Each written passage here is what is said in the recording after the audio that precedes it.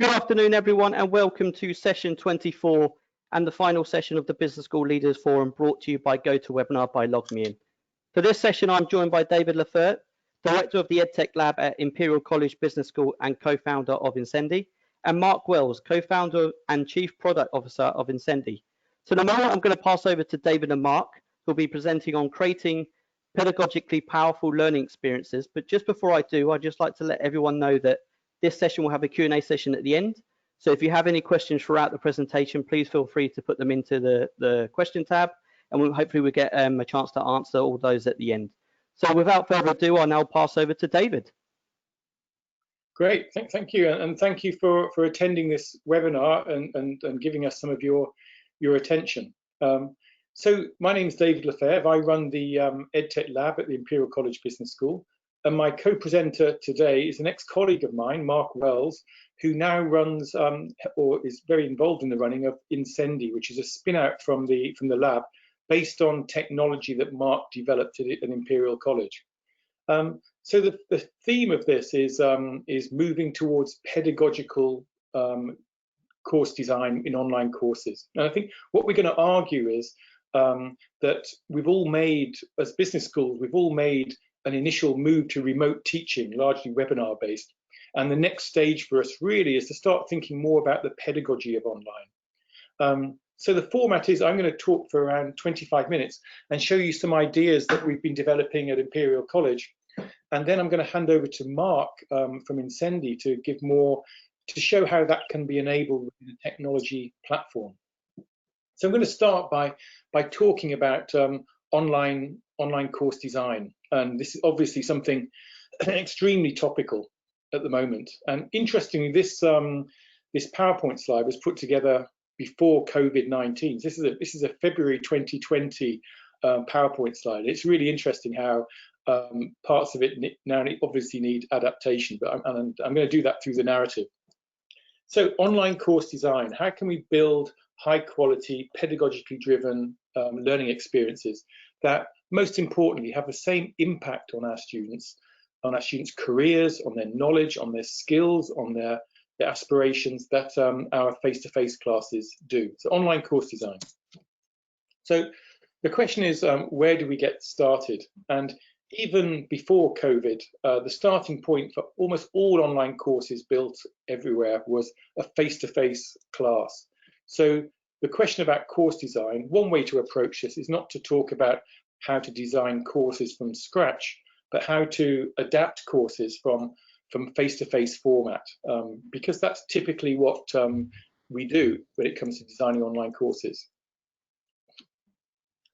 So the task is to, often the task we're faced with, especially now in COVID-19 led disruption, is to convert an existing course, a course that's being taught in the classroom, to online format.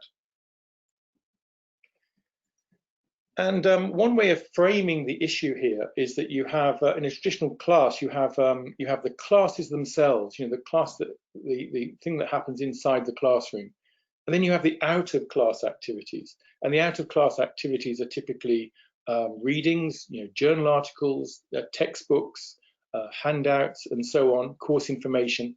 And these are typically supplied to students within a VLE area, or an LMS area. So you have the classes, and then you have these sort of out of class activities, which are often organized via an LMS area. And often when it comes to converting online, it's the classes that attract all the attention. And we're going to, one of the key arguments we're going to make is that actually the out of class activities need just as much, if not more, attention. And we're going to explain why that is. So faced with this problem, how are people making the move online? Well, this is typically what happens. So the LMS area is already in online form. So that's simply given to the students as it is. We don't make adjustments to the out of class activities. And the problem therefore becomes, how do we do business school classes online? And that becomes the focus of attention. And typically we do this via recording videos of those classes, which is the the MOOC-based model, one of a very common model within higher education. And then all webinars. And webinars is how we've solved this problem as a sector, solved the problem of moving quickly to online. So if you look, this is typically what happens. And sometimes you see online degrees which are a combination of videos and webinars. And it works. Students are able to continue studying. They're able to get a degree. But this is really a sort of technical solution to a problem. And I think a pedagogically driven model would probably look very different. And that's what we're going to talk about today. So how can we rethink the pedagogy? So rather than just sort of replicating what happens online, how can we rethink it?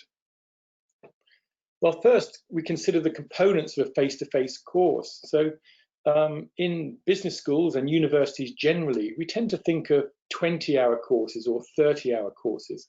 But all we're really talking about there is what happens in the classroom. But actually, if you look at what we ask students to do, so this is a typical class at Imperial College Business School. And we know through working with many other schools now that this is also similar. So yes, you have those face-to-face classes, which is 20 hours. But then we often ask students to do 20 hours of background reading, 10 hours of coursework, 10 hours of group work, revision and an exam. So even though as administrators and schools, we tend to think of these 20-hour classes, actually it's a 73-hour learning experience for the students.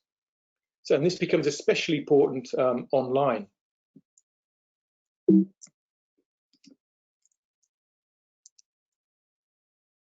So this is another way of breaking it down. And the point is that the face-to-face classes actually represent a minority of the student experience. So all those students currently out there taking our classes remotely are spending an awful lot of time away from those classes on their studies.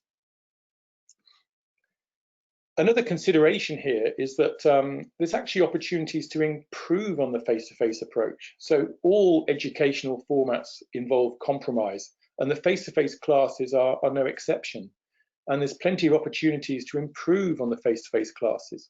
So for example, even though many of our classes are now discussion-based, we still do lecturing, which is has never been shown to be an effective form of teaching. In fact, in education circles, we spent 30 years trying to stop lecturing. So the idea of recording lectures being a dominant form of online education is would be considered a step backwards by many. Feedback is insufficient.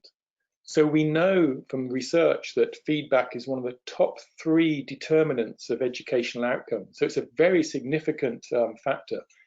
But often in higher education, because of demands on our faculty, we provide maybe 1 piece of feedback per course, whereas the literature would say that learning should be a continual cycle of acquiring new knowledge, applying that knowledge, and then getting feedback. Tutoring. The reason our students crave more attention from faculty is because they know that attention from faculty helps them learn. And there's one thing we could improve on is giving students greater access to teachers. And another interesting aspect to this is that the majority of the student experience is unsupervised. So yes, the teachers are present in that 20 hours, but they're not present in the remaining 53 hours. And even in those 20 hours, it's often in a large group.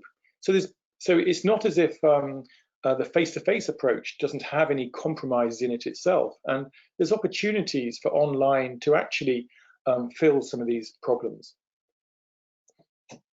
So with all that in mind, if we look at what we've been doing, so the out-of-class activities remain completely unchanged. The face-to-face classes are replaced by video and webinar. So we're not really seizing the opportunity for technology to enhance pedagogy. And actually, if you look at this, the only change is that the face-to-face classes are replaced by video and webinars. And it's difficult to see how that enhances education. It's easier to see how it has the opposite effect. And this may be why students are calling for reduction in fees, fee reimbursements, and as we know, unfortunately, students thinking of deferring their studies. So if this approach isn't optimal, then how can we provide a richer experience? So the question becomes, how can we best represent the full 73 hours? And to answer this question, we first turn to educational research. So what we've learned over 125 years now of educational research in earnest, there's things we've learned that enhance education. You know, the things shown here, these aren't individual research papers, these are concepts which have been shown to enhance education repeatedly over decades. And so we can be fairly sure that if these principles are adopted in our teaching, in our modules, then the class will be more effective than if they aren't. So the first lesson is really to take you know, what's known and apply this into the design of our courses. Then we add contextual knowledge and experience. So every school, every one of our schools has a slightly different context, or sometimes very different context in the aims of our courses, the type of students we attract, and the restrictions from our environment perhaps. But everyone has a different context. And so we also need like a local knowledge base about what works in a particular context of a particular school. And this will inform things like how much asynchronous work to have versus synchronous. You know, so very different for executives, for example, to undergraduates.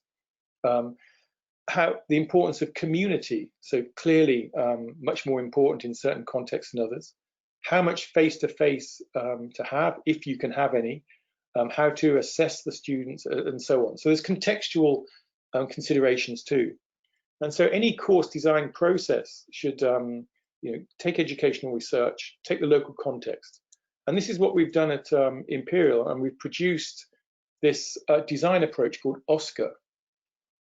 And what we do is we take the full 73 hours, and then we segment using the segmentation principle. So we divide the 73 hours into smaller sections, into activities, individual activities. And we think of courses as activity sequences. And these activity sequences may be synchronous live sessions or asynchronous out of class sessions, both. So then for each segment we decide what type of activity can best achieve the intended outcome. So there's a lot more to OSCAR, but that's a summary of it. So what does that mean?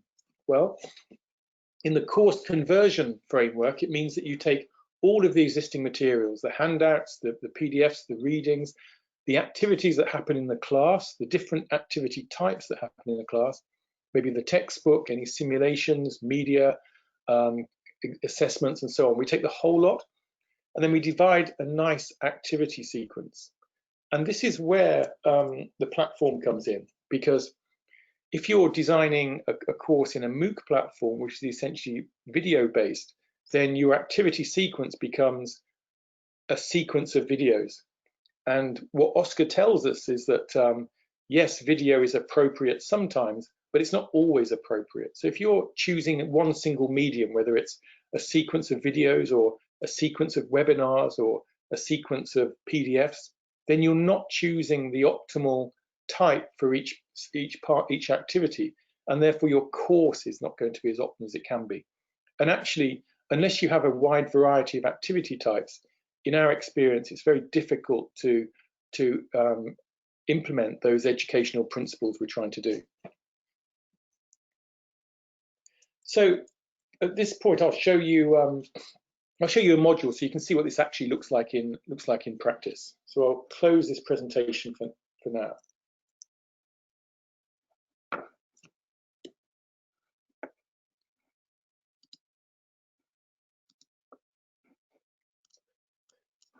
Okay, and now I'm going to show you what that course design actually looks like. Now, of course, I can't show you an actual course for privacy considerations, so I'm just going to show you a sort of demo course with some dummy data, but hopefully this will at least give you an idea of what the principle is. So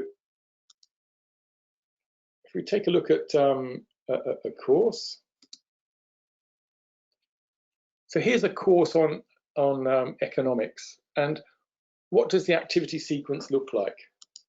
Well, I'll show you. So So what you can see here is a course taught over 10 weeks. So week 1, week 2, week 3, week 4. If you click on a week, then there's a series of screens, and each of these screens consists of a sequence of activities, and we'll show you how we what that looks like. So I think first of all to say that each week starts with an introduction and then a closing session. And in this case, there's an introduction, there's a sequence of activities, and then there's a live session towards the end of the week. So the course starts with a short activity, which is welcome to this course. Then we move into an activity sequence. And what you can see here is a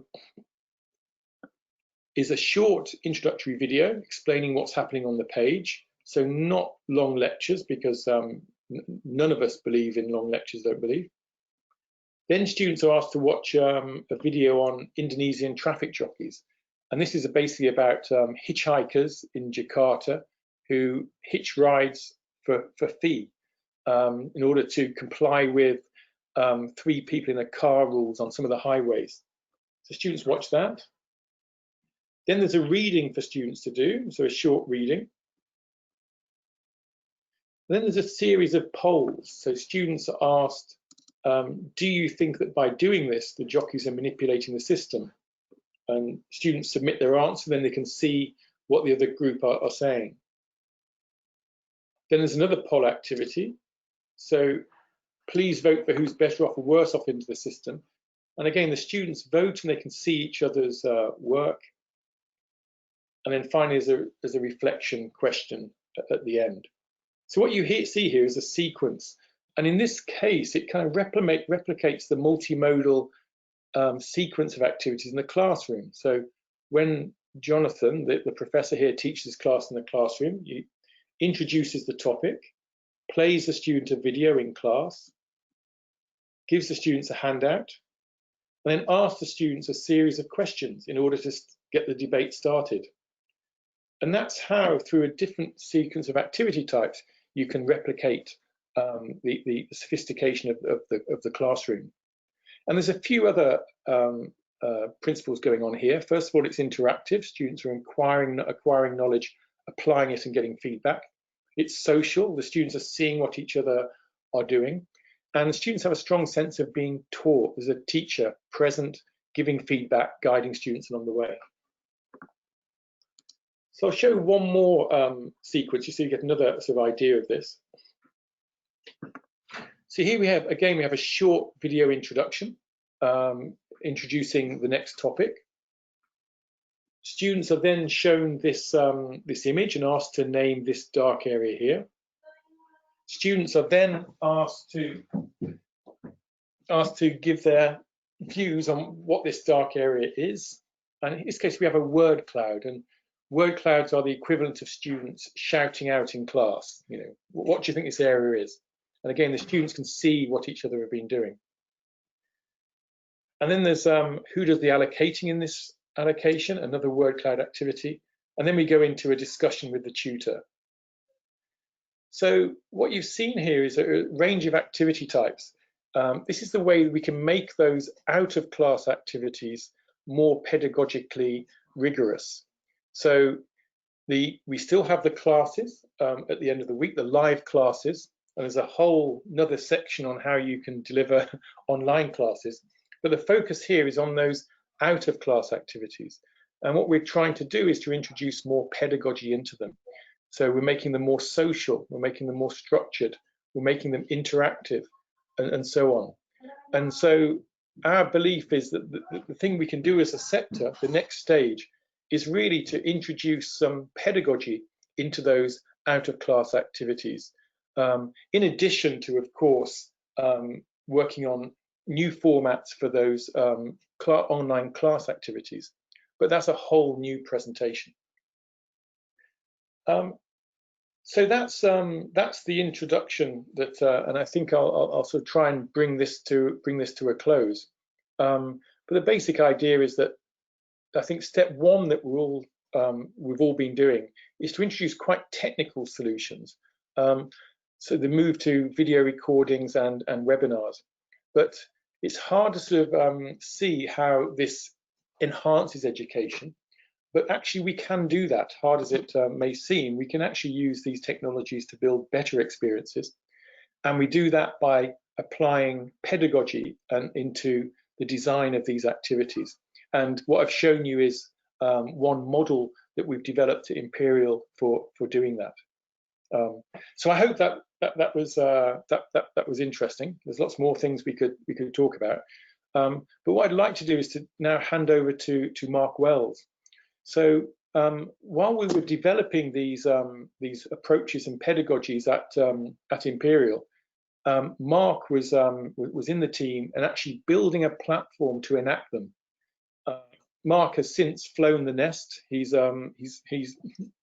put this technology into a Imperial spin-out, which Mark is now working for full time. But I think for the next 15 minutes, we'll just hand over to Mark, who can show you this platform and how this platform enacts some of the ideas that I've been talking about. So I'll hand over to Mark. Thank you.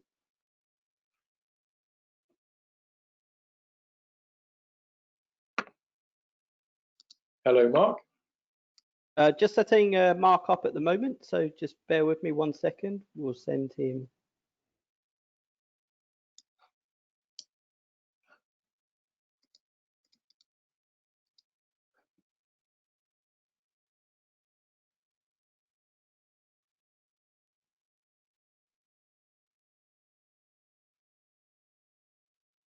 Apologies, we're having a few technical issues.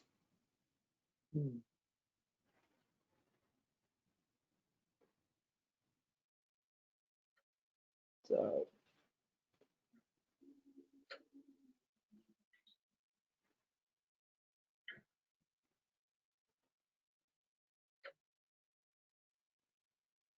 should we take any openness to questions while Mark's getting yeah, of course. What we'll do, we'll go to a Q&A. Mark seems to be having a few technical issues, so I'll put forward some questions which have come in. So let's just open them up. So so we've had a question come in which is around education and technology. So the question is, how does education technology need to change depending on the course for its existence? Would undergrads require different platforms compared to master students? Yeah, I mean, I think the argument we're making is that the focus should really be on pedagogy. So the pedagogy should be very different. And at Imperial, we delivered courses to undergrads second. So first we built courses for MBA students, exec MBAs, and then we thought, well, we've cracked this. We know how to do this now. And we released a set of courses to undergraduates and failed miserably because it's the pedagogy that has to change. The undergraduates, for example, tend to need much more support, more flexibility. They study in different ways, and we needed to implement that into the pedagogy. So they use the same technology typically, but the course design is very different.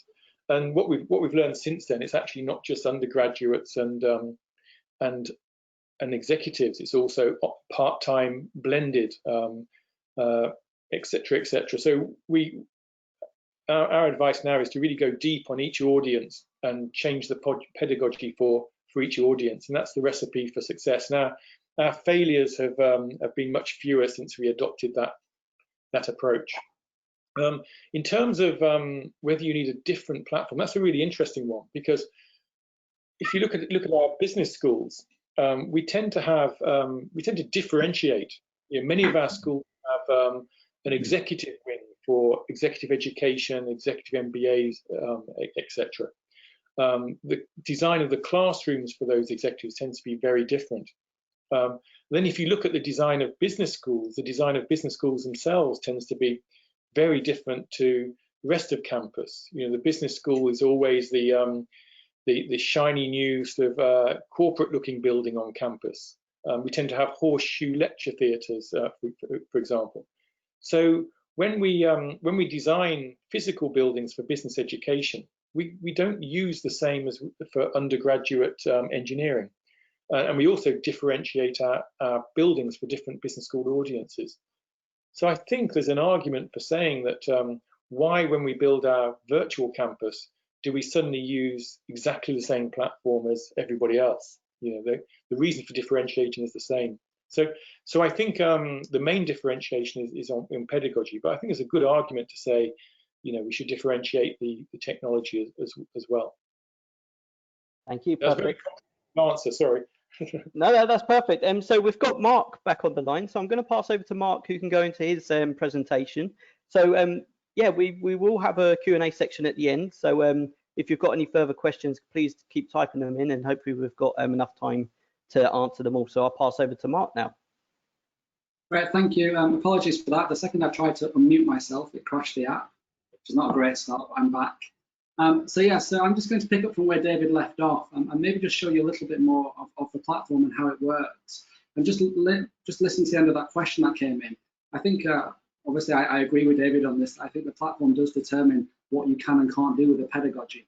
And if you want to create a pedagogy for online and blended learning that meets the needs of our students, and then I would say that what we've been developing for the last 10 years at Imperial and now within Sendy starts to answer some of those questions. And so what I've done first off here is I've just brought us back to the screen that David showed us in his demonstration.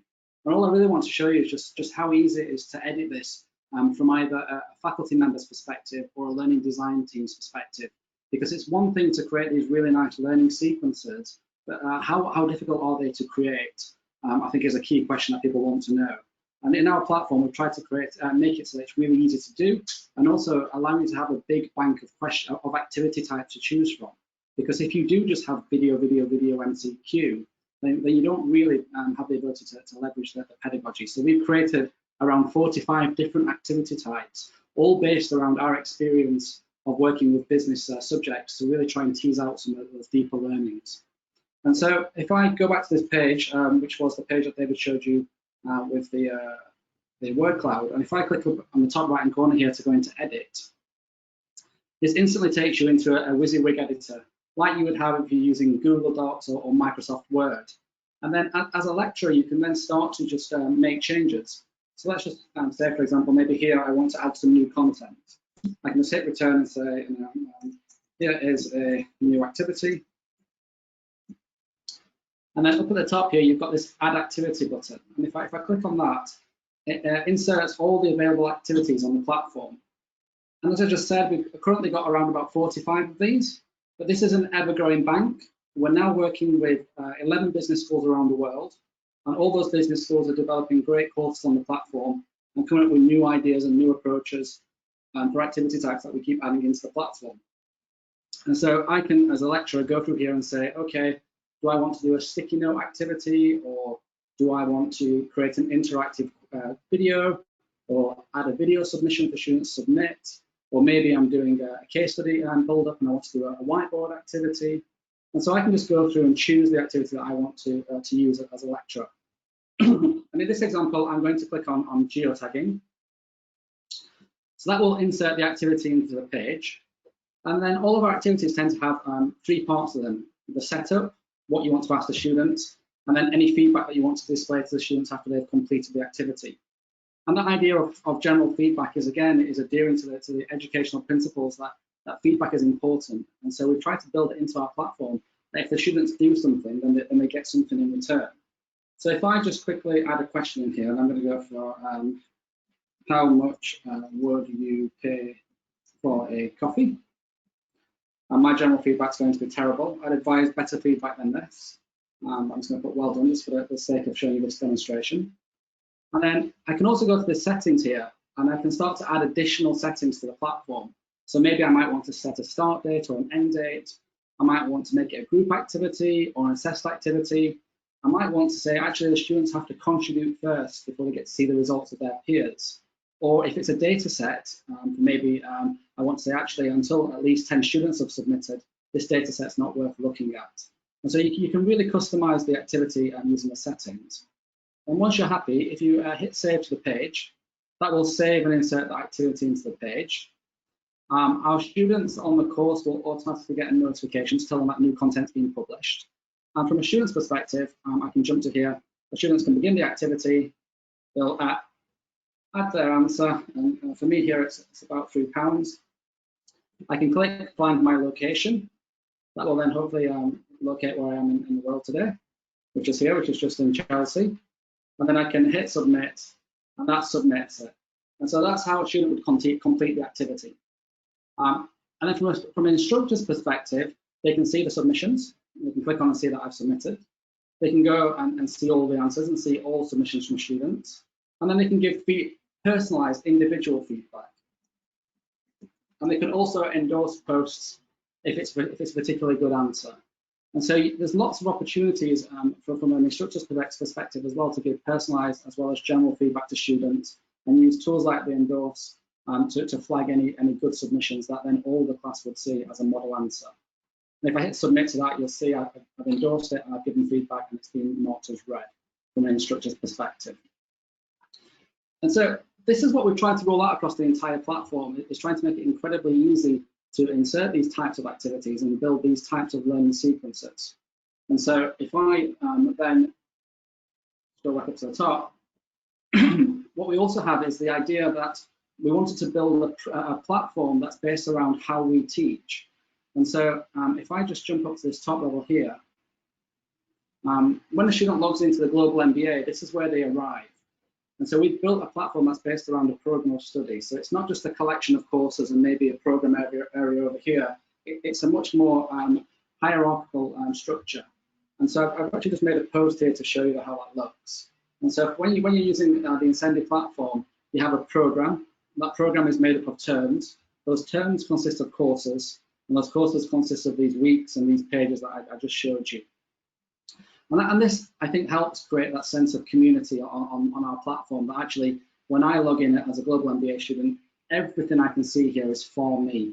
The calendar is my calendar, the courses are my courses, the documents, the student directory, everything is designed for my program of study. And so on this homepage, where students arrive, when faculty and the support program teams are using it, they can post out messages to the students, and this goes out to all of the students on the program. Like this.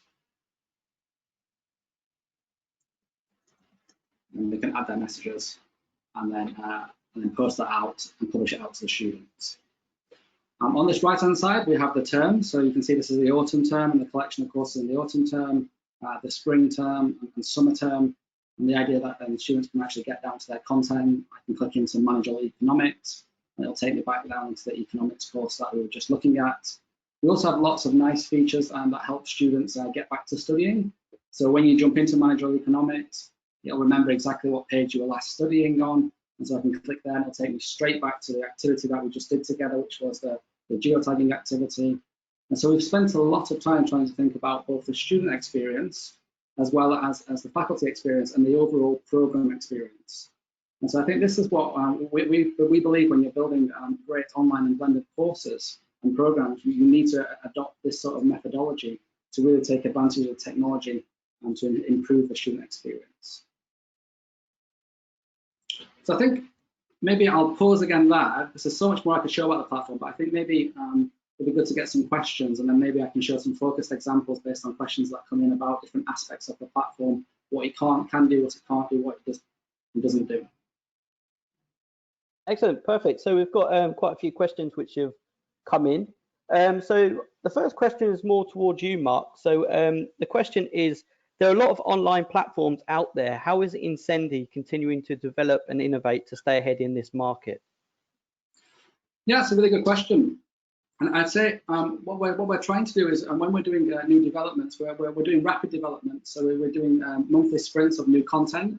But all content that we're developing in hand in glove with our partners. So we have 11 schools that we're working with. And we tend to, whenever we're working on a new project or a new feature, we start up with a working group, and we involve and ask people from our partners to come forward and join that working group. And then we work through the problem together. And what happens there is that you have more voices in the room, you have more use cases that come forward from different partners that have got different circumstances and different student types, and then based on that, we try and define the problem together, work a solution together, and then build out that solution. And I think this approach is one that's really, really ensuring that our platform is very, very good and very specific to improving business education, which is our aim of our platform. Amazing, excellent. So I've got a question, I think, which would be better suited for David, so I'll put it forward to David. So what are your thoughts on gamification versus assessment? I'm not sure they're in opposition to each other, because you can you can assess gamification. Gamification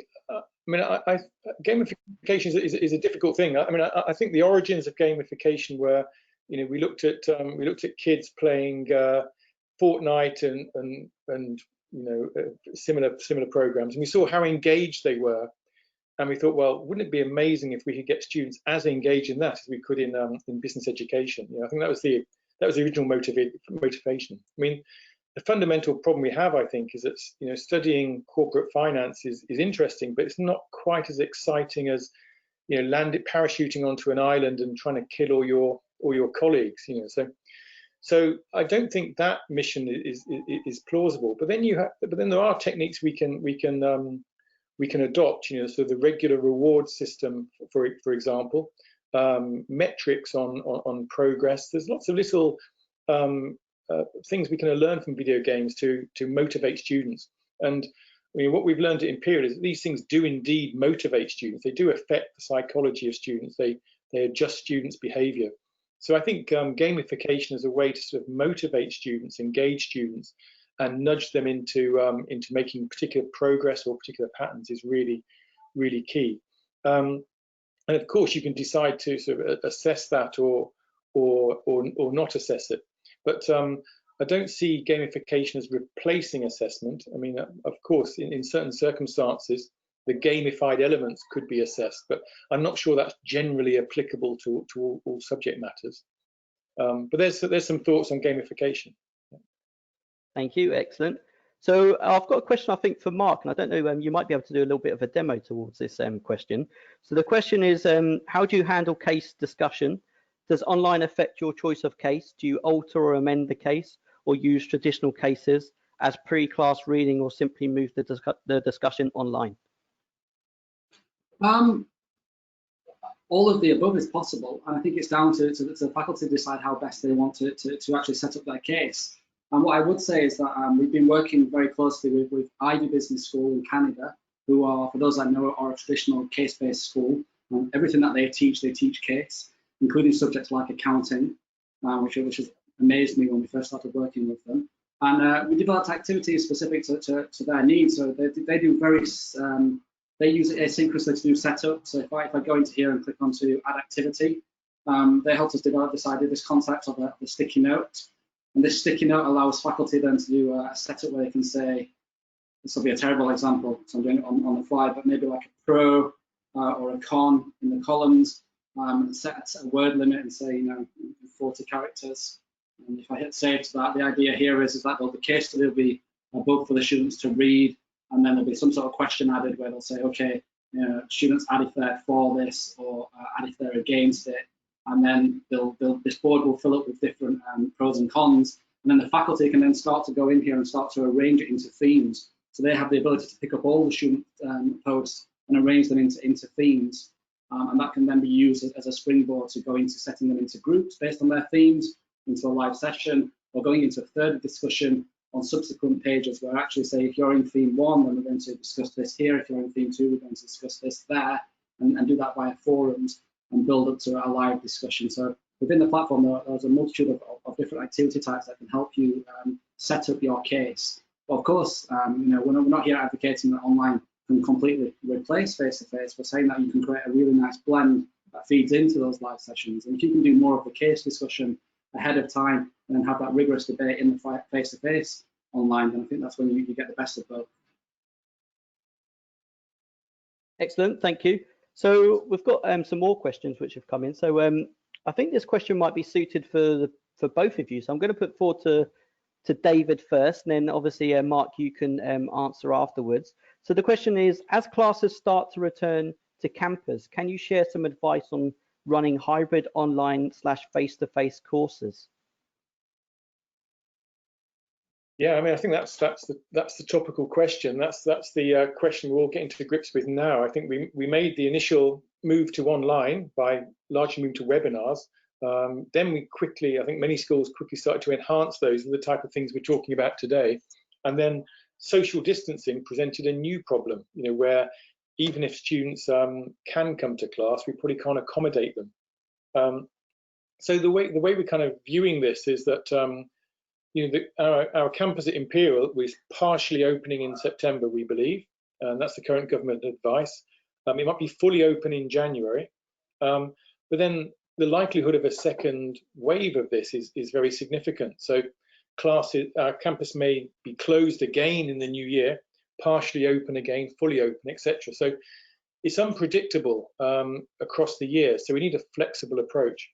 And the other issue, of course, is that our business schools are very international, and students are coming from countries which are going through the same problems, but on a different timetable.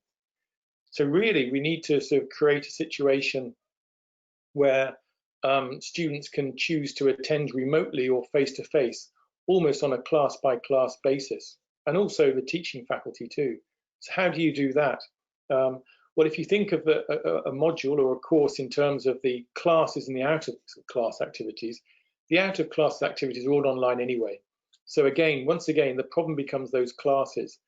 And really the solution is to deliver a class to both in-class physically present students and online students at the same time. And how do you do that? Well, we're implementing what we're calling multimodal classes, where there'll be screens at the back of the class showing the remote students on a grid, you know, in the typical Zoom grid, and then in front of them you have the physically present students. And what we're really trying to figure out at the moment is, again, you know, the technical solution is not the problem. It's really how do you teach classes effectively in that way.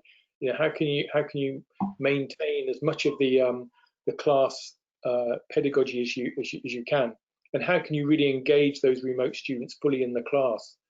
So so I think, you know, given all the disruption that's happening, that's the model that we're implementing at Imperial, and I know that other business schools around the world are implementing a similar system. And once again, you know, once you solve the technology, the bigger question is how do you change the pedagogy and the course design.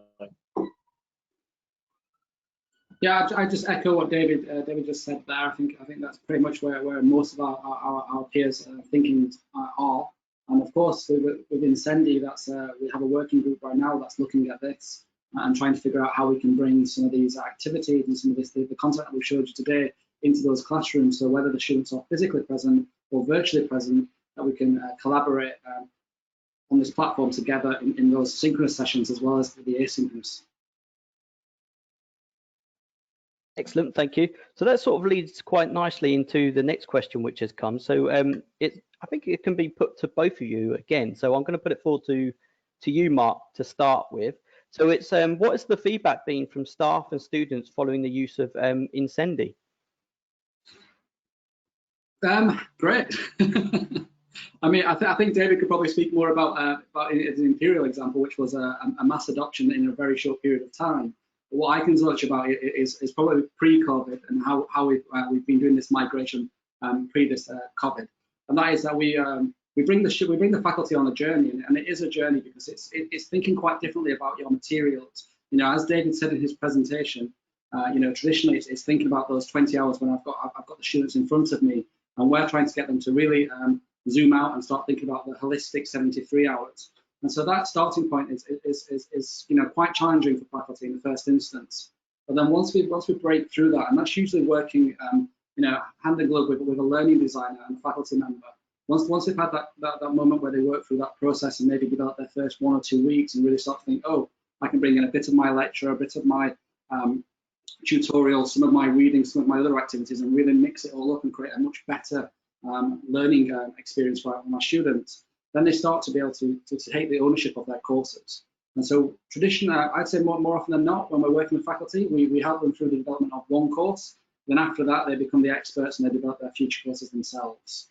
From a student's perspective, you know, when we launch our courses like this, the student experience and the student feedback from our LEQs at the end of each course that our partners run is always favourable with that face-to-face. So it's never worse. It's more often than not better, the feedback. And so we're very happy with both how our faculty and students rate our platform and our learning design process. Excellent. I'll hand over to David now to speak about the Imperial. Yeah, I mean, I think that, you know, the key to success in this whole area is to infuse faculty and make it easy for faculty to implement the types of learning experiences and types of modules that they know, intuitively know are effective. And the way to infuse faculty is to give faculty a range of tools that makes it easy for them to do this. And so I'd put Incendi in that bracket, and the response has been very positive. Thank you, fantastic. So that sort of goes into another question, which I think both of you can answer. So I'll put it forward to you first, David. So the question is, how does Incendi help students from different countries, nationalities, and learning levels? Yeah, that's a really interesting one. I mean, you know, and the issue there is culture and learning, isn't it? And you know, we in the face-to-face classroom, we know that there's some sort of cultural differences that can cause students to participate in face-to-face classes in different ways. And so we've had you know, research projects into this before. You know, cultural factors to online learning. And in fact, there's a whole community of people who investigate this, the CATAC community, which is, you know, cultural attitudes towards technology. But in our context, and you know, Imperial uses the Incendi platform, and we've done lots of attempts at research around this. We've never found culture in our online space to be a significant factor influencing behaviour or satisfaction or performance or any of the other things that we care about. So yes, it's possibly a thing, and there's a whole community of people who will talk about that. But in our context, in our sort of research that we do, we haven't found culture to be a significant influencer of the things we care about. So we don't take a particular account of that in our design. I mean, what we do take into account is the fact that people like to have flexibility in the way they learn, and we design courses to incorporate flexibility. And maybe that's hiding some of these cultural factors. But it hasn't been shown to be a major issue in our context, at least. I'd echo that. I think the only thing I would add, and I don't know if this is slightly an aside, but what we certainly have seen is that the students are very active. And so all these activity sequences that we're putting forward and we've shown you today, these are not assessed, these are formative. And it's this idea of building on that knowledge and building that knowledge up by active participation. And the students are very active. And so you might have a situation in David's example where he asks the students to put their hand up if they think it should be illegal or not. You know, half the class might actually engage in that. What we see in the online is that the whole class engages, and so we get really complete data sets. Now, I don't know if that's linked or related, but we do see high engagement. Thank you, excellent. So we've got a few more questions which have come in. So this one will be more towards you, Mark. So they're asking, how long would it take to set up a course or program for a professor? This is the classic question. I can't believe we got this far through without it being asked. There's no hard and fast rule on this. Different faculties will approach it differently and pick up different paces. But when we've probably created about 150 courses in this sort of format now, over you know, this idea of 70 hours as a postgraduate level course. And on average, it takes around 70 hours. So it's about an hour of faculty's time for an hour of content.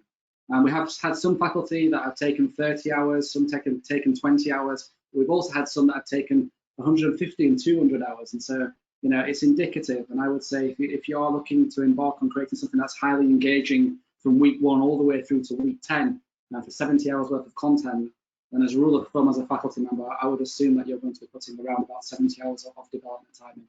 So there's definitely an upfront cost to this. But then once you have it, you've got a really, really highly engaging course that you can use in lots of different contexts.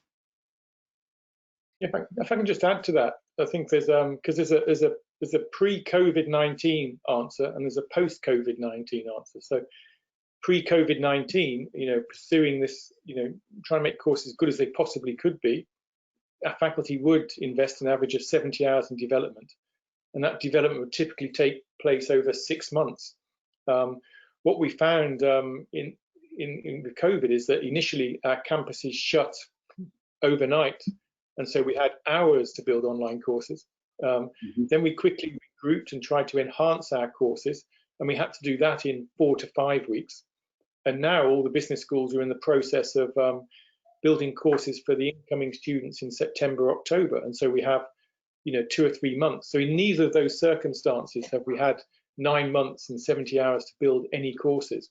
But what we have done, I think across our business school sector, we've just seen an incredible amount of innovation, and a lot of that innovation is about speeding up the development process. And I think when the dust settles this time next year, and we look at how long it takes to build a highly effective course, I'm guessing that rather than 70 hours over 9 months, it's more likely to be something like 20 hours over 2 months, because we're getting much better, much more sophisticated, much more efficient. So I think, so the answer right now is an answer right now, and it's an answer perhaps for 2021. Amazing. So we've got a few more questions. I think we've got time to answer those. So I'll put this forward to you, David. How can business schools quickly pivot their plans depending on engagement analytics after courses have already been put together? Yeah, I mean, this is a great question, because what's happening is we're currently in the middle of the greatest educational experiment in history. So if you're an educational researcher, you should be in paradise at the moment. And I guess part of that is talking about what does educational research do. And educational research is really about evaluating practice in order to make adjustments. So I think that there's the idea that we can build courses this quickly and have them perfect out of the block is not realistic. And so I think what we need to do is sort of engage the educational research community into this, and enact a cycle where we're continually evaluating what's working, what isn't working, and then based on the evidence provided by that research, making adjustments. And I think this is part and parcel of the innovative process we're going through right now. What we need is insights, and I think that's what the educational research community can provide. Fantastic. I think we've got time for one last question. So I'm going to put it forward to you first, David, but it's for the both of you. So the question is, what are your predictions for the future of work and business schools following COVID-19? That's a super hard question. I really don't have an answer on that. But I got there's some things I'm noticing.